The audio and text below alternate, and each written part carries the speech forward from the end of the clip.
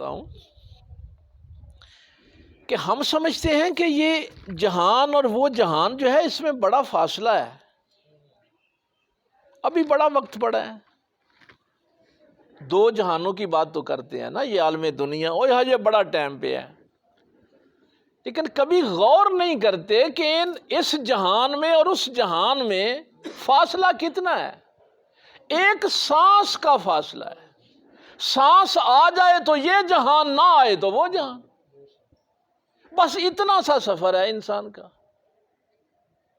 اس جہان میں اور اس جہان میں کوئی لمبا چوڑا فاصلہ نہیں ہے، صرف ایک سانس کی باریک سی لکیر ہے کہ سانس آ جائے گا تو یہ دنیا، نہ آئے گا تو وہ دنیا. اب دیکھیے دنیا میں ہم، اللہ تعالیٰ نے یہ بنیادی چیز اگر ہماری سمجھ میں آ جائے کہ اللہ تعالیٰ نے ہمیں اس دنیا کے لیے پیدا ہی نہیں کیا. اس دنیا کے لیے اللہ نے ہمیں نہیں بنایا. اگر اس دنیا کے لیے بنایا ہوتا تو اللہ کے پیارے محبوب صلی اللہ علیہ وسلم کیوں یہ دنیا چھوڑ جاتے؟ ہمارے اندر سے کتنے لوگ ہیں جو ہماری آنکھوں کے سامنے چلے گئے، جنازے اٹھائے. اس دنیا میں اللہ نے امتحان کے لیے بھیجا ہے. اور وہ میں راستے میں حسن سے اور ابو بکر سے بات کر رہا تھا کہ ایک دفعہ کسی نے حضرت عمر فاروق رضی اللہ تعالیٰ عنہ سے پوچھ لیا کہ سرکار ایمان کا پتہ کیسے چلے کہ کوئی بندہ صاحب ایمان ہے کہ نہیں ہے. تو سرکار حضرت عمر فاروق رضی اللہ تعالیٰ عنہ نے فرمایا کہ ایمان کا پتہ تو لالچ کے وقت لگتا ہے. جب لالچ کا وقت آئے نا تو پھر پتہ چلتا ہے کہ اس کے دل میں ایمان ہے یا اس کا لالچ اس کے آگے چلا جاتا ہے. بھائی اگر ایمان ہوگا تو کوئی کسی بھائی کا حق نہیں مارے گا، بہن کا حق نہیں مارے گا، کسی پہ ظلم نہیں کرے گا، چوری اور ڈکیٹی نہیں کرے گا. اس کو پتہ ہے. کل جس جگہ میں تھا وہاں انہوں نے مجھے موضوع دیا ہوا تھا وفا کا، تو میں نے ان سے کہا کہ ہم وفادار کو پسند کرتے ہیں نا، بے وفا کو کوئی بھی پسند نہیں کرتا. لیکن پتہ ہے کہ وفا کی ڈیفینیشن کیا ہے، وفا کہتے کسے ہیں؟ تو وہ سارے ماشاءاللہ ویسے تو فلاں ایم فل ہے، فلاں نے ایم اے کیا ہوا ہے، فلاں یہ وہ. وفا کی ڈیفینیشن کسی کو نہیں آتی تھی. وفا کی ڈیفینیشن یہ ہے کہ آپ کو چھوڑنے کے موقع ملیں لیکن پھر آپ نہ چھوڑیں. خوف اور لالچ کے مواقع ملیں اللہ کو چھوڑنے کے، لیکن آپ اللہ کو نہ چھوڑیں. یہ ہے اللہ سے وفا. یہ نہیں ہے کہ لالچ کا موقع ملا اور لالچ کو پورا کر لیا اور پھر کہا کہ میں اللہ سے بھی وفا کروں گا. نہیں، قرآن کریم نے اس کی یہ مثال دی.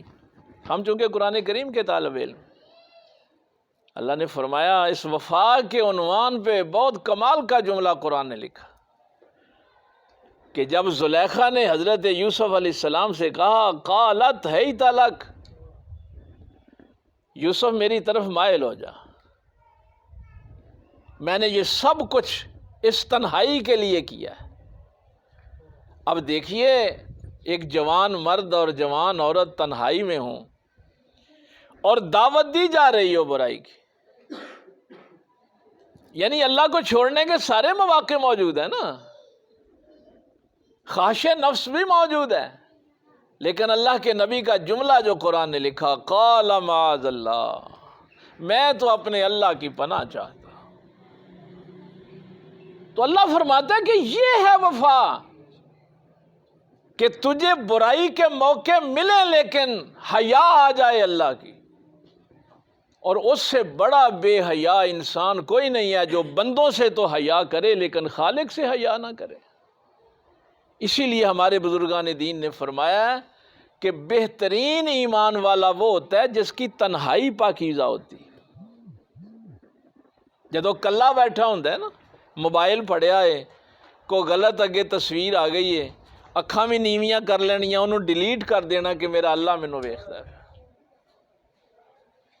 جھوٹ بولنے لگے تو حیا آ جائے کہ میرا اللہ تو دیکھ رہا ہے، بددیانتی کرنے لگے تو پتہ تو چلے کہ میرا اللہ دیکھ رہا ہے۔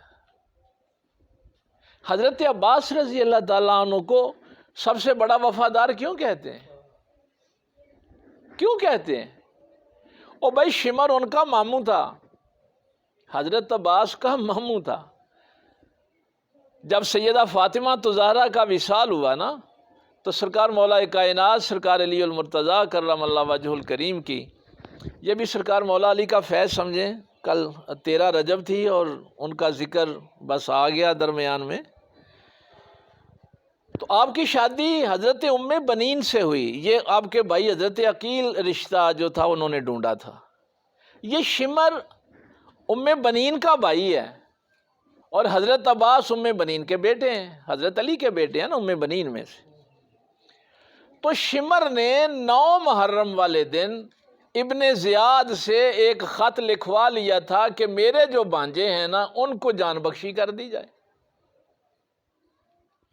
تو عصر کے وقت سرکار امام حسین رضی اللہ تعالیٰ عنہ ایک پتھر پہ بیٹھے ہوئے تھے تلوار کی ٹیک لگا کے، حضرت عباس پاس تھے،